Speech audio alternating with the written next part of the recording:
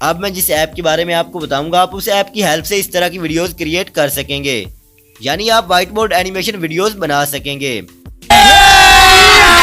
अभी मजा आएगा ना भिड़ो। और इस ऐप का नाम है बिनिमी। ये ऐप प्ले स्टोर पर भी अवेलेबल है, बट आपने इसे गूगल से डाउनलोड करना है ताकि आपकी वीडियोस में किसी तरह का वाटरमार्क शो ना हो।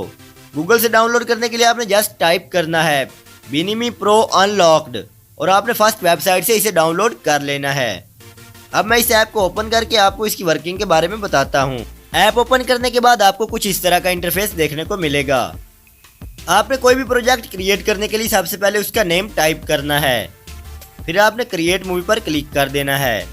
उसके बाद आपके सामने कुछ इस तरह का इंटरफेस शो होगा।